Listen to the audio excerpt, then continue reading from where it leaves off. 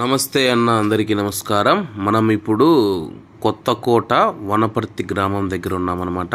ఇప్పుడు చూడండి, కొత్తకోట మున్సిపాలిటీ అని చెప్పేసి ఊర్లోకైతే వెళ్ళేది ముందర ఛత్రపతి శివాజీ మహారాజు గారి జయంతి సందర్భంగా మనం చూసుకుంటే ఇక్కడైతే విగ్రహావిష్కరణ చేయడం జరిగింది.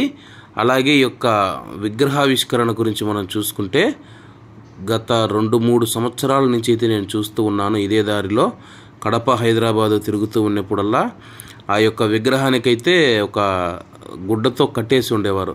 ఈ యొక్క విగ్రహం ఎప్పుడు ఓపెన్ అవుతుందా అని చూసేవాడిని, కానీ ఓపెన్ అయితే చేయలేదు. ఫైనల్గా 2025 శివాజీ మహారాజు గారి యొక్క జయంతి రోజున ఈ యొక్క విగ్రహావిష్కరణ జరిగింది. హిందూ వాహిని శాఖ వారి యొక్క ఆధ్వర్యంలో ఈ యొక్క కార్యక్రమం అయితే పూర్తి అవ్వడం జరిగింది. అలాగే రాజాసింగ్ గారు ఉన్నారు కదా, తెలంగాణ ఎమ్మెల్యే రాజాసింగ్ గారు దీన్ని ఓపెన్ చేసినట్లయితే అక్కడ బోర్డు అయితే శిలాఫలకంలో అయితే తెలపడం జరిగింది. అలాగే ఎవరైనా కానీ చావా సినిమా చూసి ఉంటే తప్పకుండా కామెంట్ చేయండి. ఎందుకంటే కానీ భారతదేశంలో పుట్టిన ప్రతి ఒక్క హిందువు కాదు, ప్రతి ఒక్క భారతీయుడు చూడవలసిన సినిమా ఏదైనా ఉందంటే కానీ చావా సినిమా.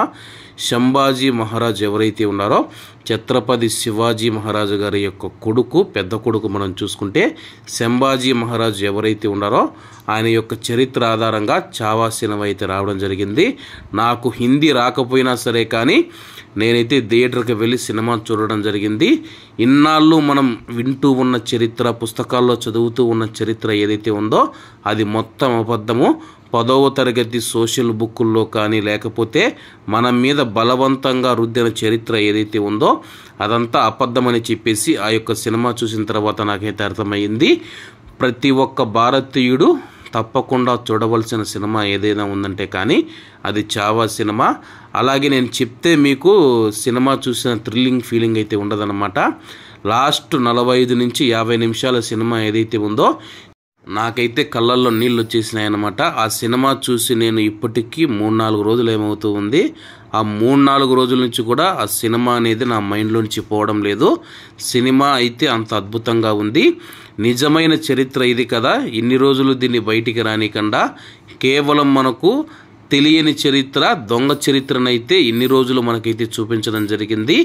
ఔరంగజేబు లాస్ట్ క్లైమాక్స్లో వచ్చి ఒక మాట అయితే అడుగుతారన్నమాట, నువ్వు మా ఇస్లాం మతాన్ని స్వీకరించు, నేను నిన్ను వదిలేస్తాను, మా ఇస్లాం మతంలో నువ్వు లక్షణంగా సంతోషంగా బ్రతకవచ్చు అని చెప్పి అడిగినప్పుడు ఆయనైతే నేను మతం మారను, నువ్వే మా దాంట్లోకి వచ్చేసేయి, నువ్వు మీ దేవుణ్ణి పూజించుకో, నీ మాదిరిగా నువ్వు ఉండు, కానీ నువ్వు మా దాంట్లోకి వచ్చినా కానీ నేను మిమ్మల్ని అయితే మార్చనని చెప్పేసి సంభాజీ మహారాజు గారు చెప్తారు.